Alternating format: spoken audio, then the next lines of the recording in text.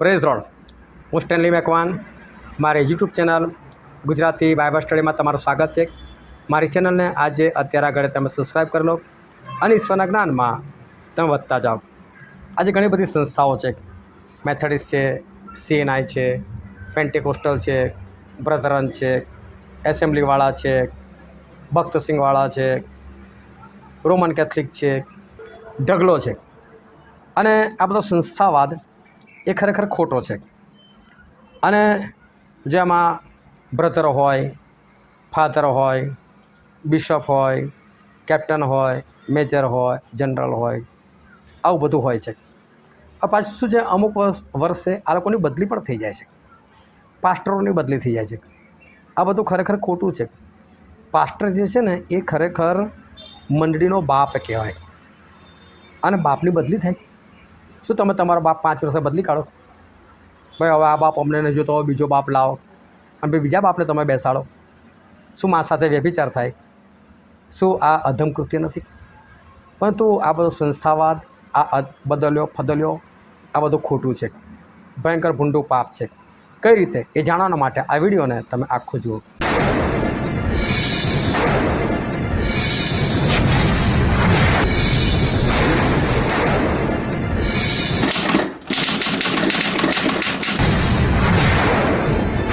આજે છે તારીખ 6 જાન્યુઆરી 2026 સાલ. અને વોટ્સએપ પર જે રોજ 10 સવાલ પૂછવામાં આવે છે તેનો આ વિડીયો છે. અને આજનો સૌથી પહેલો પ્રશ્ન છે એ છે, જો તમે ખ્રિસ્તના છો તો તમે કોના સંતાન છો? અને એનો જવાબ છે ઇબ્રાહિમના સંતાન. પણ કલમ એવું કહે છે, જો તમે ખ્રિસ્તના છો. ખ્રિસ્તી છો એવો નથી. જો તમે ખ્રિસ્તના છો, તમે કોના છો? ખ્રિસ્તના છો તો તમે કોના છો? ઇબ્રાહિમના છોકરા છો. ઇબ્રાહિમ એટલે આશીર્વાદિત વ્યક્તિ. ઇબ્રાહિમ એટલે વિશ્વાસીઓનો બાપ. અને ઇબ્રાહિમને કીધેલું ને કે આ વસ્તુ, આ દેશ હું તને અને તારા વંશજોને આપીશ. એ દેશ કયો? એ તો સ્વર્ગીય દેશ છે. એટલે જે ઇબ્રાહિમના સંતાન છે ને એ સ્વર્ગીય દેશના વારસદાર છે. પણ જે ઇબ્રાહિમના સંતાન નથી એ સ્વર્ગીય દેશના વારસદાર નથી. તો ઇબ્રાહિમના સંતાન કોણ છે? તો કે જે ખ્રિસ્તના છે. ખ્રિસ્તી નહીં. ખ્રિસ્તી ધર્મ પાળનારા ઢગલો લોકો હોઈ શકે, તો ખ્રિસ્તના. હવે જો ખ્રિસ્તના હોવું એટલે શું? સમજ લો, પતિ અને પત્ની છે. સમજ લો, પતિનું નામ પ્રવીણ છે અને પત્નીનું નામ છે પ્રવીણા. પ્રવીણા પ્રવીણની છે. હવે કોઈ એવું બોલે છે, ચલો હું જ બોલું છું, પ્રવીણા પ્રવીણની છે. એનો મતલબ પ્રવીણા રમેશની નથી, પ્રવીણા સુરેશની નથી, પ્રવીણા બીજા કોઈની નથી. પ્રવીણા પ્રવીણની છે. એક નામ આપવામાં આવ્યું, પ્રવીણની છે, એટલે બીજા કોઈની નથી પ્રવીણ સિવાય. પ્રવીણ પ્રવીણાનો છે. એનો મતલબ એ સવિતાનો નથી, એ કવિતાનો નથી, કશાનો નથી. એ કોનો નથી? એ કોઈનો નથી. એ કોનો છે? પ્રવીણાનો છે. એ રીતે જ્યારે તમે ખ્રિસ્તના છો તો તમે ખ્રિસ્તના છો ને તો તમે બીજા કોઈના નથી. તમે તમારી પત્નીના નથી, તમે તમારા પતિના નથી, તમે તમારા બાળકોના નથી, તમે તમારા સગાવાળાના નથી. તમારા ઘરમાં ગમે તે પ્રસંગ આવે, ગમે તે થાય, પણ તમે ખ્રિસ્તના છો. ખ્રિસ્તનું કામ પહેલાં તમે કરતા હોય તો તમે ખ્રિસ્તના. પણ તમે આ બધા પ્રસંગોના કારણે તમે ખ્રિસ્તને છોડીને, ખ્રિસ્તી સંગાતીને છોડીને બીજે જતા હોય તો તમે ખરેખર ખ્રિસ્તા નથી. અને ખ્રિસ્તા નથી તો ઇબ્રાહિમના નથી. ખ્રિસ્તના હો એટલે તમે બીજી કોઈ જગ્યા પર બંધાયેલા નથી. પહેલું ખ્રિસ્તનું કામ એને છોડીને તમે કંઈ જ ના કરી શકો તો તમે ખ્રિસ્તના. અને જો તમે કરો છો તો તમે ખ્રિસ્તા નથી. ને ખ્રિસ્તા નથી તો ઇબ્રાહિમના નથી. ઇબ્રાહિમના નથી તો તમે સ્વર્ગના વારસદાર પણ નથી. આ સ્થિતિને સ્પષ્ટ વાત છે. પછીનો પ્રશ્ન છે બીજો, ખ્રિસ્તે આપણને સ્વતંત્રતાને સારું શું કર્યા? તો કે સ્વતંત્ર કર્યા. સ્વતંત્રતાને સારું સ્વતંત્ર કર્યા. એટલે ઈશ્વરે સ્વતંત્ર આપણને કેમ કર્યા? તો કે સ્વતંત્રતાને સારું. એટલે ઈશ્વરે આપણને સ્વતંત્ર એટલે આઝાદ કર્યા છે. પણ ખરેખર તમે લોકો આઝાદ નથી. હજુ બી જો ખ્રિસ્તીઓના લગ્નમાં મામેરું, મને ખાલી મામેરું શબ્દ બાઇબલમાંથી દેખાડી શકશો? અરે મેલો બાઇબલની વાત. શું આ ખ્રિસ્તી સમાજનો પણ કશુંક છે આ મામેરું શબ્દ? એ પણ નથી. આજે મામાઓના માથે ટાલ પડી જાય છે ભાણી કે ભાણિયાના લગ્નમાં. બેન રિસેજ આટલું લઈને આવો પડશે ફલાણું ઢીકું. અને ખબર નહીં પેલો પાસ્ટર બી આવીને બાઇબલમાંથી ખબર નહીં કયું વચન કાઢીને વાંચીને સમજાઈ જાય છે. એટલે મામેરું બાઇબલથી જે છે જ નહીં. બેસણું આપણામાં નથી બેસવું, અમે બેસવામાં નથી માનતા, પણ તમે શોક સભા કરી નાખ્યું, નામ બદલી કાઢ્યું, તમે સફેદ કપડાં પહેરીને હાજર થઈ જાઓ, શું ખોટું? એટલે એક વ્યક્તિ મરીને સ્વર્ગમાં ગયો હોય એની તમે શોક સભા કરો. તમારો કોઈ વ્યક્તિ અમેરિકા લંડન કેમ જાય તો તમે રાજી ખુશી બૂમો પાડો છો, મારો છોકરો આમ છે, બહાર છે ને અમેરિકામાં ફલાણું ઢીકણું, તો કોઈ સ્વર્ગમાં ગયો તમે હિંમતથી ના કહી શકો હવે ચલો ઓલા પાર્ટી કરીએ? નથી કરી શકતા. તમે જો ગુલામ છો કોઈક ને કોઈક બાબતના, વ્યવહારોના ગુલામ છો. આજે પણ છોકરીનું લગ્ન થાય ને ત્યારે છોકરીનો બાપો છોકરા પાસેથી પૈસા લે છે, 50,000, લાખ, 2 લાખ, 5 લાખ લે છે. અને હવે તો પાછી એવી ફેશનો નીકળી છે, મારી છોકરી આટલી સુંદર, મારી છોકરી આટલું ભણેલી ગણેલી, મારી છોકરી 50,000 તો પગાર લાવે છે, એટલે 3 વર્ષ સુધી પગાર બી અમને જ આપશે ને એના બદલામાં 5 લાખ રૂપિયા બી તમે આપો. એટલે વેચવા જ બેઠા છો તો વેચ્યાવાળાને વેચી આવો ને, જાઓ. શું કામ આવી રીતે પ્રભુને બદનામ કરવાના? આ બધા વ્યવહારો તમે ગુલામ. કોઈના ઘરે જો ને તો 50 રૂપિયા છોકરાને આપવા પડે, છોકરીના ઘરે જઈએ તો મફત પાણી ના પીવાય, આપી ના આવવું પડે. શું કામ બધા વ્યવહારો? લગ્નમાં જાઓ તો ચાંદલો ખરો, પણ હું કદી નહીં કરતો. આપણો કદી ચાંદલો ના જોવા મળે. બોલાવો હોય તો બોલાવજો. હા, હું માનતો જ નથી એમાં.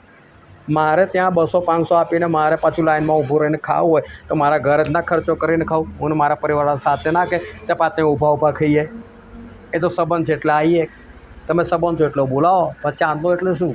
આવું બધું બાઇબલમાં નથી. પરમેશ્વરે આપણને સ્વતંત્રતાને સારું સ્વતંત્ર કરે છે. આ બધામાંથી આઝાદ થવાની જરૂર છે. આ બધા વ્યવહારો ને આ બધી બાબતોમાંથી આઝાદ થવાની જરૂર છે. પતિ કે પત્ની કે કોઈના તમે દાસ ના બનો. પછીનો પ્રશ્ન છે, દેહના કામ કેટલા લખેલા છે?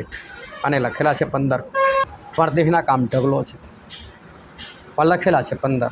એમાં પહેલું છે વ્યભિચાર. વ્યભિચારનો મતલબ એવો છે કે જો પતિ વ્યભિચાર કરે છે તો એને પત્ની સિવાય બી કોઈ બીજી સ્ત્રી સાથે સંબંધ છે. પત્ની વ્યભિચારમાં છે તો એનો મતલબ એને પોતાના પતિ સિવાય બી કોઈ બીજા પર પુરુષ સાથે સંબંધ છે, આને વ્યભિચાર કહેવાય. અને જો કુંવારા છે તો એને કોઈની બી સાથે સંબંધ છે, સ્ત્રી કે પુરુષ, તો એ વ્યભિચાર કહેવાય. પરંતુ બીજો શબ્દ છે અપવિત્રતા. અપવિત્રતા એટલે અયોગ્ય રીતે શારીરિક સંબંધ બાંધવો, અયોગ્ય રીતે, એને કહેવાય અપવિત્રતા. ત્રીજું છે લંપટપણું. એટલે જો સ્ત્રી લંપટ છે તો એને એક કરતાં વધારે પુરુષો સાથે સંબંધ છે, અને હજુ કોઈ આવશે તો હજુ બી કરશે, સંબંધ રાખશે. સાથે પુરુષ એક કરતાં વધારે સ્ત્રીઓ સાથે સંબંધ રાખે છે, તેને લંપટપણું કહેવાય. આ બધા દેહના કામ છે. પરંતુ આવી રીતે દેહના ઘણા બધા કામો છે. આ બધા કામો આપણે નાશમાં લઈ જાય છે. એ કામથી આપણે આઝાદ થવાની જરૂર છે. આજનો ચોથો પ્રશ્ન છે, દરેક માણસે શું તપાસી જોવી? તો એ છે પોતાની રહેણી કરણી. પોતાની રહેણી, બીજાની નહીં. કોણ કેવી રીતે જીવે છે, કોણ શું કરે છે, ચર્ચમાં કેવી રીતે આવે છે, સંગતિમાં કેવી રીતે આવે છે, કેવી રીતે બેસે છે, હાથ ઊંચા કરે છે, નથી કરતો, આરાધના કરે છે, નથી કરતો, એ પાડાની પંચાયત છોડો. પોતાની રહેણી કરણી તપાસો. પોતાનામાં જે ખોટી બાબત એ તમે દૂર કરો. બીજાની રહેણી કરણી જોઈને આપણને કોઈ ફાયદો થવાનો નથી. એટલે હંમેશા આપણે ખાલી પોતાનું જ જોવાનું. પછીનો પ્રશ્ન છે, કોણ માણસોની નહીં ને માણસોથી નહીં પણ ઈસુ ખ્રિસ્તી થતા દેવ બાપ જેણે તેને મુએલામાંથી ઉઠાડ્યો તેથી નિમાયેલો, આ વ્યક્તિ કોણ? તો કે પાઉલ. જો પાઉલ પ્રેરિત મંડળીમાં નિમાયેલો વ્યક્તિ. પણ કોના દ્વારા? તો કે માણસોનો નથી અને માણસોથી પણ નહીં, પરંતુ ઈસુ ખ્રિસ્ત અને દેવ બાપ એમનાથી નિમાયેલો. મેં શરૂઆતમાં કીધું સંસ્થાવાદ ખોટો છે. એનું કારણ આ છે, આજે શું છે, દરેક સંસ્થા પોતપોતાની બાઇબલ કોલેજ ખોલીને બેઠી છે. એટલે તમારે ત્યાં જવાનું અને એની પાછી અમુક લાયકાત હોય, 12 પાસ કે પછી ગ્રેજ્યુએશન કે 10મું પાસ, એવી તમારે ડિગ્રી મેળવેલી હોય તો ત્યાં તમને એડમિશન મળે. અને એડમિશન મળે અને પછી ત્યાં તમારે 2 વર્ષ 4 વર્ષ બાઇબલ કોલેજ કરવાની. ત્યાર પછી તમને એક સર્ટિફિકેટ મળે. એ સર્ટિફિકેટ મળે પાસ્ટર. આ પાસ્ટર તમને કોણ બનાવે? એ સંસ્થાએ બનાવે. હવે પાસ્ટરનો ખરો અર્થ થાય છે પાળક. અને પાળક એટલે જે ઘેટા પાળક છે એ. હવે બોલો, ઘેટું છે એની પાસે, તે સર્ટિફિકેટ આપે, તું પાસ્ટર, તું પાળક. વગર ઘેટાનો પાળક. અને પછી પેલો બહાર નીકળ્યો, આઈ એમ રેવરન્ટ, હું પાળક. આપણે સાહેબ ઘેટું તો છે નહીં. પછી એ બધી જગ્યાએ એપ્લિકેશન કરે. અને જેમ એન્જિનિયર કે વકીલ કે બીજા કારકુન, એ બધાને જે રીતે નોકરી મળતી હોય ને, એ તો આપણને નોકરી કરે. પછી આ લોકોની પણ બદલી થાય, 5 વર્ષે બદલી થઈ જાય, 4 વર્ષે બદલી થઈ જાય. મંડળીવાળા ના ગમે તો પાછા બિશપોના લેટર લખીને બદલી કરાવી નાખે, ગમે તે થાય. આખું બધું ખોટી સિસ્ટમ છે, પરંતુ બાઇબલની અંદર એવું નથી. હું ચોક્કસ કહું કે આજના લોકો જો પિત્તર અને યોહાનનો પત્ર વાંચે ને તેનો ખુલાસો બી સરખો ના કરી શકે. પરંતુ પિત્તર અને પાઉલ આજે જો આ દુનિયામાં હોય ને તો એને કોઈ પણ બાઇબલ કોલેજમાં એડમિશન પણ ના મળે. કેમ? એ બિચારા તો અભણ હતા, માછીમાર હતા. બોલા લોકોને કોણ બાઇબલ કોલેજમાં લે? કોઈ ના લે. પણ ઈશ્વરે નહીં મળ્યા તો કેવા લોકો હતા. અને માટે સંસવાદ, બાઇબલ કોલેજ, પાસ્ટરોની બદલી, આ બધું ખોટું છે. આ બધામાંથી બહાર આવવાની પુષ્કળ જરૂર છે. પછીનો પ્રશ્ન છે, બાકીના ખ્રિસ્તી યહૂદીઓએ પણ કોની સાથે ઢોંગ કર્યો? અને એ છે કેફાની સાથે. કેફા એટલે પિત્તર. હવે આ સમય એવો હતો ને, બહુ કટોકટીનો સમય. કેવો કટોકટીનો? કે ઇઝરાયલની અંદરથી આ બધું શરૂ થયેલું, નવો કરાર. હવે ઇઝરાયેલીઓ એટલે 8મા દિવસે સુન્નત કરાવવાની. એ લોકો બીજી અન્ય જાતિઓની સાથે સંબંધ ના રાખે, એ લોકો સાથે ઉઠવા બેસવાનું નહીં, ખાવા પીવાનું નહીં. બધું પ્રભુ તો પિત્તર અન્ય જાતિમાં મોકલ્યા, કરનેલિયસે ત્યાં મોકલ્યા, અને લોકો તો બધા વિશ્વાસમાં આવ્યા. ભાઈ પાઉલ પ્રેરિત આવ્યા, એમના દ્વારા ઘણા બધા કોરિન્થીઓ અને ગલાતીઓ બધા કોણ હતા? વિધર્મીઓ હતા, અન્ય જાતિના લોકો હતા. એ લોકો પણ વિશ્વાસમાં આવ્યા. એટલે આ લોકો બધા વિશ્વાસમાં આવ્યા, તો વિશ્વાસમાં આવ્યા તો બધા પ્રભુમાં એક જ ને. તો પિત્તર શું કરતા હતા ખબર છે? કે જ્યારે પેલા ઇઝરાયેલીઓ ના હોય ને, મૂળ યહૂદીઓ ના હોય ને, ત્યારે શું કરે કે જે અન્ય જાતિના લોકો ને સાથે ઉઠે બેસે, ખાય પીએ, બધું જ સારો સંબંધ રાખે. પણ જેવા પેલા મૂળ ઇઝરાયેલીઓ આવે ને, આ બધા દૂર થઈ જાય. નાના હું આ લોકો જોડે નથી ખાતો પીતો એવું દેખાડો કરે. આ તો અન્ય જાતિ કહેવાય, આમ જોડે થોડુંક આપણે ખાવા પીએ. પેલા લોકોને ખુશ રાખવા માટે આવું કરતા હતા. તો બીજા યહૂદીઓ જે પિત્તરની સાથે, એ લોકો પણ એ ઢોંગ કર્યા કરે. એટલે પાઉલ પછી લોકોને ખખડાવે છે, શું કામ આવું કરો છો? કે ઈશ્વર આપણને એક કર્યા તો એક જ રાખો ને, જેને માનવું એ માને, ના માનવું એ ના માને કે છે. એટલે પિત્તર ખખડાવે છે કે આવું નહીં કરવાનું કે છે. પછીનો પ્રશ્ન છે, માટે હવે પુરુષ કે સ્ત્રી કોઈ નથી, કેમ કે તમે બધા શું છો? અને એનો જવાબ છે કે તમે ખ્રિસ્તમાં એક છો. અને આ બાઇબલમાંથી તમને કલમ વાંચીને બતાવો કે ગલાતી 3 અધ્યાય અને 28મી કલમ. માટે હવે યહૂદી કે ગ્રીક કોઈ નથી, દાસ કે સ્વતંત્ર કોઈ નથી, પુરુષ કે સ્ત્રી કોઈ નથી, કેમ કે તમે બધા ખ્રિસ્તમાં એક છો. હવે જો ગ્રીક કે યહૂદી કોઈ નથી, આ બે અલગ અલગ જાતિ. હવે પ્રભુમાં આવો ને એટલે બધા એક થઈ જાઓ. પરંતુ ઘણા બધા લોકો અહીં સ્ત્રી અને પુરુષ માટે એક અલગ વસ્તુ દેખાડે છે. આ બાઇબલમાં સ્ત્રીને મંડળીમાં બોલવાની છૂટ નથી. બાઇબલમાં સ્ત્રીને ઉપદેશ કરવાની રજા નથી. બાઇબલમાં સ્ત્રીને પુરુષ પર અધિકાર ચલાવવાનો હક નથી. હવે ઘણા બધા લોકો શું કહે, ના બાઇબલમાં આવું લખેલું છે કે સ્ત્રી અને પુરુષ કોઈ નથી. અને સ્ત્રી અને પુરુષ કોઈ નથી એટલે સ્ત્રી પણ ઉપદેશ કરી શકે. અને ખાસ હું આ બધી વાતોને પ્રાધાન્ય આપું, બાઇબલમાં લખેલું છે એટલે ઘણા લોકો મારો વિરોધ કરે. ના બાઇબલમાં આવું લખ્યું સ્ત્રી અને પુરુષ એક જ છે કે છે, અને એટલે સ્ત્રી ઉપદેશ કરી શકે.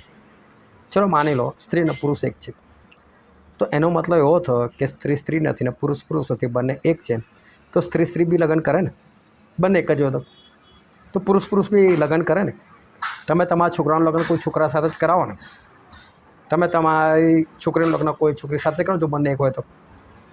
એવું નથી, સ્ત્રી જ છે ને પુરુષ જ છે. બંને એક છે એટલે પ્રભુમાં એક છે. એટલે પ્રભુમાં એક છે એટલે તમે એવું ના સમજો કે સ્ત્રી એટલે મારી જૂતી સમાન છે. એવું નહીં, એવું કશું નહીં. એટલે બધાને સરખું માન આપો, એ રીતે બાઇબલનું વચન કહે છે. પછીનો પ્રશ્ન છે, કોના પુત્રને પરણેતરના પુત્રની સાથે વારસો મળશે નહીં? અને છે દાસીનો પુત્ર. હવે બહુ મોટી બાબત હતી કે ઇબ્રાહીમને 2 સંતાન થયા, એક હાગારથી ઇસ્માઇલ અને એના પછી સારાથી ઇસહાક. પછી ઈશ્વરે ઇબ્રાહીમને વચન આપેલું કે ઇબ્રાહીમ તારાથી હું કોમ ઉત્પન્ન કરીશ. અને એ જે વચન આપેલું ને એ છોકરો ઇસહાક જે પરણેતરથી હતો, એટલે કે જે કાયદેસરની પત્ની તેનાથી. બધું બાળકો નહોતા થતા ને, તો સારાએ શું કીધું કે ઇબ્રાહીમ કદાચ હાગારથી થવાનું હોય તો તમે જાઓ ને એની પાસે. તો ઇબ્રાહીમ એની પાસે ગયા, ત્યાંથી ઇસ્માઇલ જન્મ્યો. હવે બંને છે ને સરખી રીતે, જેમ ઇબ્રાહીમે હાગાર સાથે સંબંધ બાંધ્યો અને એ ગર્ભવતી થઈ, એ રીતે ઇબ્રાહીમે સારા સાથે પણ સંબંધ બાંધ્યો અને ગર્ભવતી થઈ અને ઈસાકને જન્મી, અને પેલી બાજુ ઇસ્માઇલ જન્મ્યો. બંનેનો જન્મ એક સરખો જ થયો. પરંતુ ઈસાક કેમ વચનનો છોકરો? કારણ કે ઈશ્વરે વચન આપેલું કે હું તારાથી કોમ ઉત્પન્ન કરીશ. એ જે બાળક હતું એ ઈસાક. સમજો કે રેડમી MI કંપની છે કે સેમસંગ કંપની છે કે નોકિયા છે, ચલો મોબાઈલ બધા બહુ બનાવે છે, બધા સરખા જ બનાવે છે. દરેક મોડલ અલગ અલગ હોય, પણ જે મોડલ હોય એક સરખું હોય, બધા મોબાઈલ એક સરખા જ હોય. એટલે મોબાઈલ બહુ મોટી વસ્તુ નથી. પણ તમને કોઈ વ્યક્તિ એક મોબાઈલ લાઈન તમને ભેટ આપે છે તો એ તમારા માટે અલગ થઈ ગયો. કઈ રીતે? એને નોકિયા કંઈ અલગ રીતે નથી બનાવ્યો. ઈશ્વરે ઇસ્માઇલની રચના અને આ જે ઈસાકની રચના અલગ અલગ રીતે નથી કરી, બંનેની સરખી રીતે રચના થઈ છે. પરંતુ એક ખાસ કેમ થયો તો કે હું આપું છું એમ. હવે સમજ પડી? આ વચ્ચેનો છોકરો ઈશ્વરે આપેલો અને પેલો દેહથી જન્મેલો, એટલે એમાં ઈશ્વરનું કોઈ વચ્ચે નહોતું. એ શારીરિક પ્રક્રિયા પ્રમાણે જન્મી ગયેલો. આજે કંઈ બધાને ઈશ્વર નથી કે હું તને બાળક આપીશ, હું તને બાળક આપીશ, પણ બધા બાળકો જન્મે જ છે ને. તો એવું થોડું કે બધા શેતાનથી જન્મે. એ ઈશ્વર જ પૂરા પાડે છે. પણ કે ઈશ્વરે એના માટે કોઈ વચન નથી આપ્યું કે હું તમને આપું છું એમ. અને એનો ખરો અર્થ એવો થાય છે કે વચનથી જન્મેલા.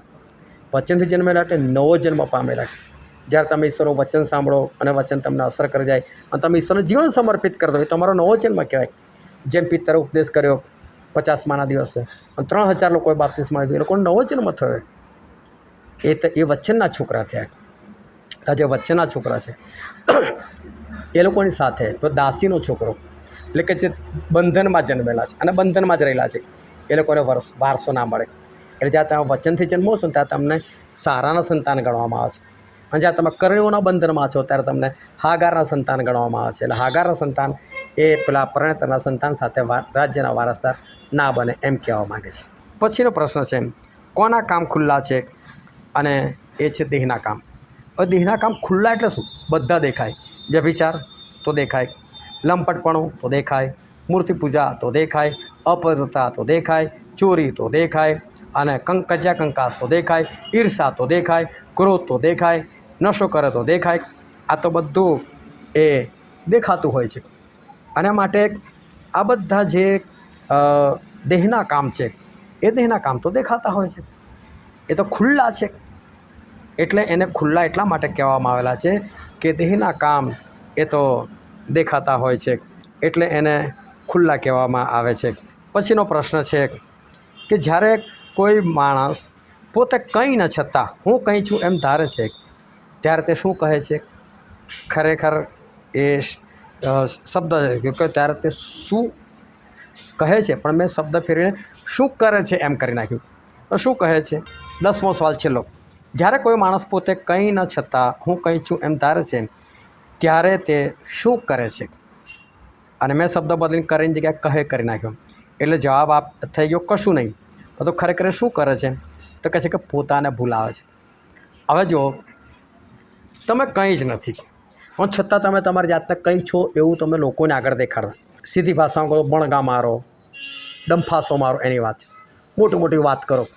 બરાબર? પણ એ માણસને પોતાને તો ખબર નથી કે હું ડંફાસો મારું છું. હું ખાસો નાનો હતો ત્યારે એક વાત, થોડી રમૂજી વાત છે, લગભગ 13-14 વર્ષનો હતો અને અમારા ચર્ચના જે પગી હતા એ પગીનો છોકરો મારી સાથે બેઠેલો બધી વાતો કરતો હતો. મને કંઈક વાર તો હું જંગલમાં ગયેલો ને મારા હાથમાં કુહાડી હતી કે છે, અને કહે છે મારી સામે છે ને વાઘ આવી ગયો કે છે, અને વાઘ આવી ગયો તો કહે છે મેં કહ્યું તું શું સૌલા વાઘ આવ્યો હતો? અરે કંઈ નહીં, કોળીથી મારી નાખ્યો મેં તો વાઘને. હું તો નાનો, મેં તો વાત માની લીધી. આ વાત મેં 10 જણે કરી દીધી કે પગીનો આ છોકરો આવો કહેતો હતો કે. અને મને નથી સમજ, પણ બીજા લોકો સમજદાર હતા, એ લોકોને ખબર પડે કે એ લોકોએ પેલાનું નામ વાઘ મારું પાડી નાખ્યું. ઉપર જો ગમે તે જાય ને એ વાઘ મારો, પેલા બધા સતાવા લાગ્યા. પણ એને પોતાને તો ખબર હોય ને કોઈ ડંફાસ મારું છું કે મેં વાઘને નથી માર્યો, તો કોણ છેતરે છે? એ ડંફાસ મારનારને એવું લાગે હું બીજાને છેતરું છું, પણ ખરેખર પોતાને જ છેતરતો હોય એમ બાઇબલ કહેવા માગે. એટલે કદી પણ મોટી મોટી વાતો નહીં કરવી. એ તો આપણે પોતાને જ છેતરનારા. આપણને બધાને એવું લાગે મેં સામેવાળાને છેતરા, ઘણાને જૂઠું બોલી નાખે, આમ છે ને તેમ છે, ફલાણું તો ટેકડું છે, પણ એવું કશું હોય જ નહીં. એને એવું લાગે જો મેં પહેલાં કેવું જૂઠું બોલીને ઉલ્લું બનાવી નાખ્યું. અલા ભાઈ, તે એને ઉલ્લું નથી બનાવ્યા, તે પોતે પોતાનું ઉલ્લું બનાવ્યો છે કે તને ખબર છે કે આવું કશું છે જ નહીં. એટલે આવી રીતે લોકો પોતાની જાતને છેતરે છે, અને જે પોતાની જાતને છેતરતો હોય એ પછી બીજા કોને ના છેતરે. અને એવા લોકો આકાશ રાજ્યનો વારસો ના પામે. અને માટે પોતાના વિશે સાવધાન રહો. ઈશ્વર તમને આશીર્વાદ આપે. આમેન.